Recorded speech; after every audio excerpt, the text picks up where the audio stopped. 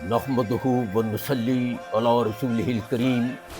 اما بعد فاعوذ باللہ من الشیطان الرجیم بسم اللہ الرحمن الرحیم۔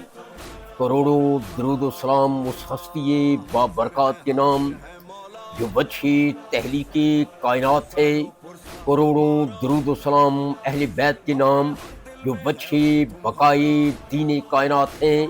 معراج القرآن میں اصغر بیگ ایڈوکیٹ کی طرف سے آپ سب کو خوش آمدید۔ آج کا عنوان ہے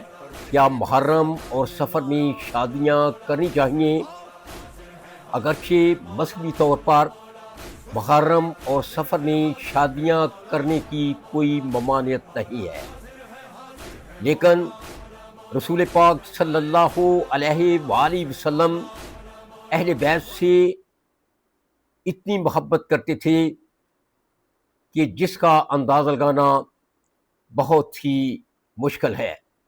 رسول پاک صلی اللہ علیہ وآلہ وسلم نے آخری نبی کی حیثیت سے ہمیں اللہ کی وحدانیت کا پیغام دیا،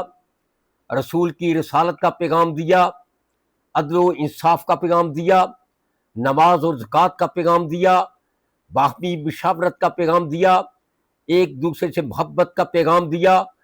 بڑوں کا احترام کرنے کا پیغام دیا، چھوٹوں سے محبت کرنے کا پیغام دیا، ماں باپ کی خدمت کرنے کا پیغام دیا، ہجرت کا پیغام دیا اور جہاد کا پیغام دیا۔ رسول پاک صلی اللہ علیہ وآلہ وسلم نے اس دنیا کو، اس کائنات کو سب کچھ دیا، لیکن اللہ کے حکم پر اس امت سے، اس دنیا سے، اس کائنات سے کیا مانگا؟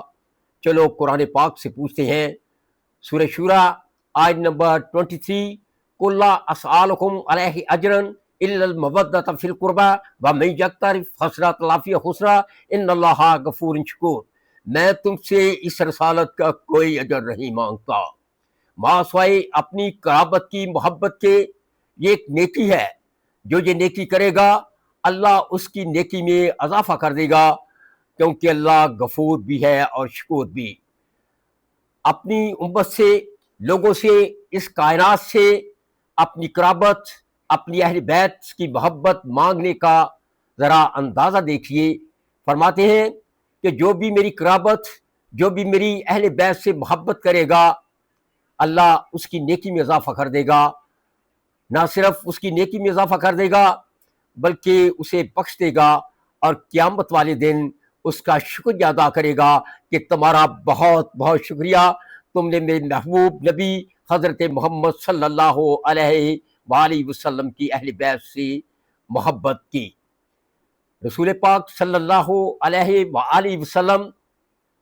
حضرت امام حسین سے اتنا پیار کرتے تھے،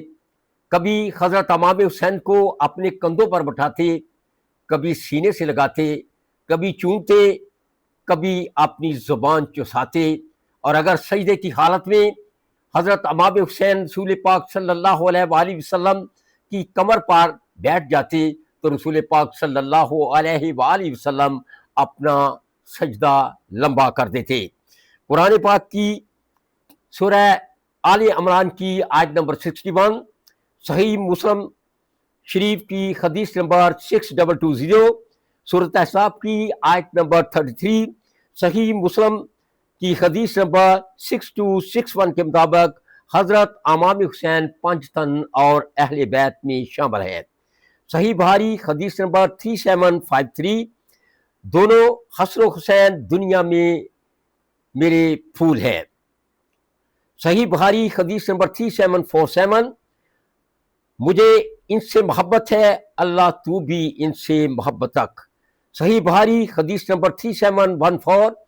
3767، فاطمہ میرے جسم کا ٹکڑا ہے، جس نے فاطمہ کو ناراض کیا اس نے مجھے ناراض کیا، اور جس نے مجھے ناراض کیا اس نے اللہ کو ناراض کیا۔ صحیح مسلم حدیث نمبر 6228، میں تمہاری طرف 2 باری چیزیں چھوڑ کر جا رہا ہوں، ایک قرآن پاک اور دوسری اپنی اہل بیت۔ لوگوں، میں اہل بیت کے حقوق سے بہت ڈرتا ہوں، میری اہل بیت کا خیال رکھنا۔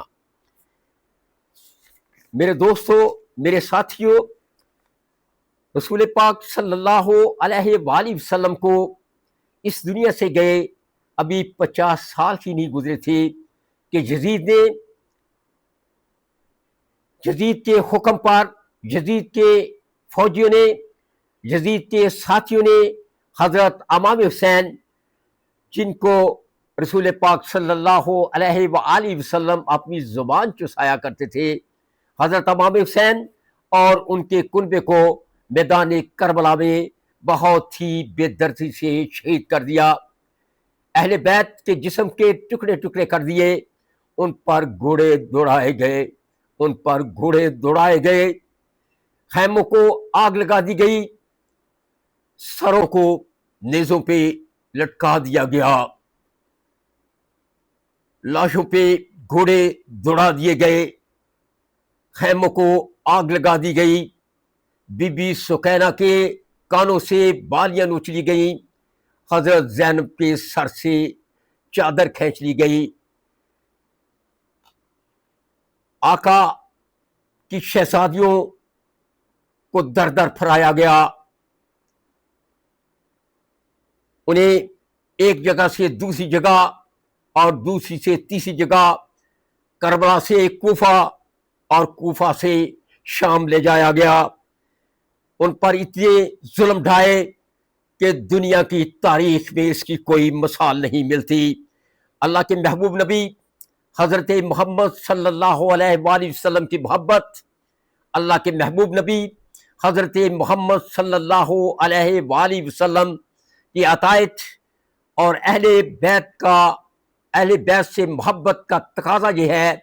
کہ ہم محرم اور سفر میں شادیاں کرنے سے گریز کریں، کیونکہ ہم جو بھی ہیں مسلمان ہیں، اگر ہم اہل سنت ہیں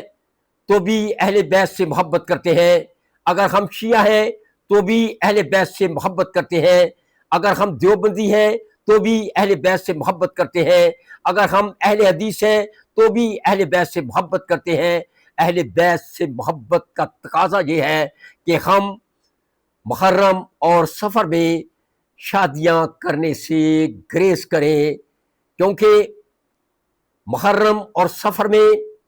ہر آنکھ پرنم ہوتی ہے، ہر دل تڑپ رہا ہوتا ہے،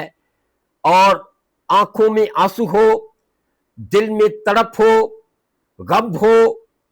تو شادیاں نہیں کی جاتی، شادیاں نہیں بجائے جاتی۔ ایسے ماحول میں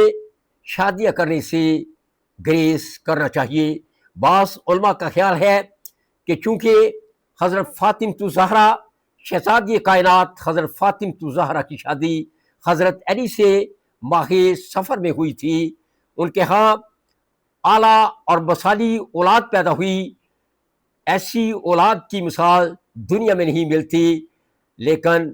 ان کی خدمت میں یہ عرض ہے کہ میرے بھائیوں، میرے معزز علماء کرام، اس وقت کربلا بھی تو واقعہ نہیں ہوا تھا، اس پر کربلا کا ثانیہ بھی تو واقعہ نہیں ہوا تھا، اس وقت کربلا میں امام حسین اور امام حسین کے کنبے کو بے دردی سے شہید بھی تو نہیں کیا گیا تھا۔ آج